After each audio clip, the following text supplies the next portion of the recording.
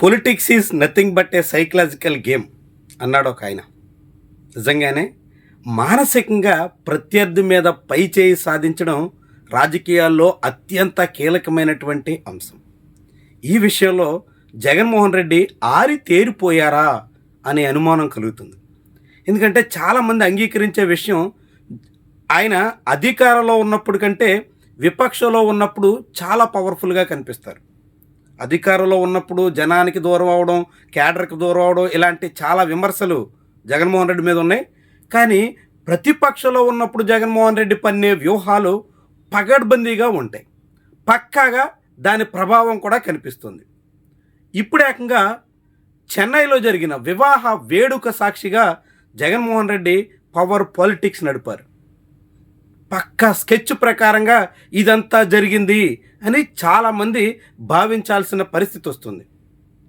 వివాహ వేడుక జగన్మోహన్ రెడ్డి పెదనాన్న ఇంట, జార్జి రెడ్డి కొడుకు సునీల్ రెడ్డి కొడుకు పెళ్లికి జగన్మోహన్ రెడ్డి గెస్ట్గా హాజరయ్యారు. దాదాపుగా కుటుంబంలో పెళ్లి కాబట్టి కుటుంబ పెద్దగా అక్కడ కూడా జగన్మోహన్ రెడ్డి ముఖ్యమైన భూమిక పోషించాల్సి ఉంటుంది.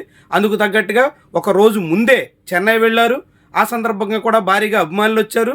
ఆ తర్వాత వివాహ వేడుకలో వైఎస్ సునీల్ రెడ్డి ఇంట జరిగినటువంటి వివాహ కార్యక్రమంలో పలువురు సెలబ్రిటీలు హాజరయ్యారు. అందులో పార్టీలకు అతీతంగా సినీ రాజకీయ ప్రముఖులు ఉన్నారు. తమిళనాడులో ముఖ్యమంత్రి స్టాలిన్, ఇప్పుడు విపక్షంలో ఉన్న సినీ హీరో విజయ్ సహా ఈ వివాహ వేడుకకి హాజరయ్యారు. వాళ్ళతో పాటు సినీ హీరోలు సూర్య, కార్తీ కూడా అక్కడికి వచ్చారు. వాళ్ళందరితో జగన్మోహన్ రెడ్డి అత్యంత సన్నిహితంగా మెలిగారు.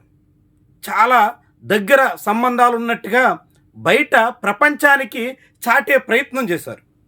కేవలం తమిళనాడుకు చెందిన నాయకులతోనే కాదు, ఆంధ్రప్రదేశ్లో తన ప్రత్యర్థి పార్టీల్లో ఉన్నటువంటి నాయకులతో కూడా తన బంధాన్ని, అనుబంధాన్ని గుర్తు చేసేలా వ్యవహరించారు. ఇది ఇప్పుడు అనేక పార్టీల్లో ప్రకంపనలు పుట్టించే విషయంగా చెప్పాల్సి ఉంటుంది. ఉదాహరణకు తెలుగుదేశం పార్టీలో ఇప్పుడు ఎంపీగా ఉన్న మాగుంట శ్రీనివాసులరెడ్డి, చెన్నైతో ఆయన బంధం చాలామందికి తెలుసు. చెన్నై కేంద్రంగానే మాగుంట కార్యకలాపాలు చేస్తూ ఉంటారు. అలాంటి మాగుంట గడిచిన కొన్నేళ్లుగా ఒంగోలు నుంచి ఎంపీగా ప్రాతినిధ్యం వహిస్తూ వస్తున్నారు. ఏ పార్టీ వేవ్ ఉంటే ఆ పార్టీలో ఆయన ఉండడం, ఆ పార్టీ తరపున ఒంగోలు నుంచి ఎంపీగా గెలవడం మాగుంటకి ఆనవాయితీగా వస్తుంది. అలాంటి మాగుంట జగన్తో 2019-24 మధ్య మెలిగి జగన్ మీద కోపంతో ఆయన టీడీపీ తీర్థం పుచ్చుకున్నారు. దానివల్ల జగన్మోహన్ రెడ్డి నష్టపోయారు. మాగుంట కుటుంబం తెలుగుదేశం పార్టీలోకి వెళ్ళి మరోసారి ఎంపీగా అవకాశాన్ని దక్కించుకుంది. వచ్చే ఎన్నికల్లో మళ్ళీ వైఎస్ఆర్సీపీ వైపు ఆయన రావడానికి ప్రయత్నం చేస్తున్నారు అనే ప్రచారం సాగుతుంది. దానికి తగ్గట్టుగానే జగన్మోహన్ రెడ్డి, మాగుంట అత్యంత అన్యోన్యంగా వివాహ వేడుక సాక్షిగా అందరికీ కనిపించారు. ఇది తెలుగుదేశం పార్టీ శ్రేణులకి ఏ మాత్రం రుచించే అవకాశం లేదు. తెలుగుదేశం పార్టీ నేతలకి కలవరపాటుకు గురి చేసేటువంటి విషయం కూడా. ఇలా జగన్మోహన్ రెడ్డి జరిగింది వివాహ వేడుకైనా పొలిటికల్ గేమ్ ఆడినట్టుగా చాలా క్లియర్గా కనిపిస్తోంది. తనకున్నటువంటి నెట్వర్క్ని, తన స్టామినాని చాటే ప్రయత్నం చేసినట్టుగా చెప్పాల్సి ఉంటుంది.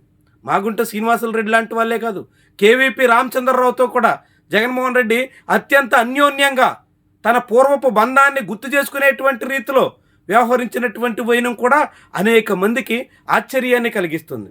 పెళ్ళి కదా, ఇలా ఉంటారులే, ప్రత్యర్థులైన రాజకీయాలకు అతీతంగా అంతా కలుస్తారులే అని చాలామంది అనుకోవచ్చు. కానీ అదంతా ఒక భాగం.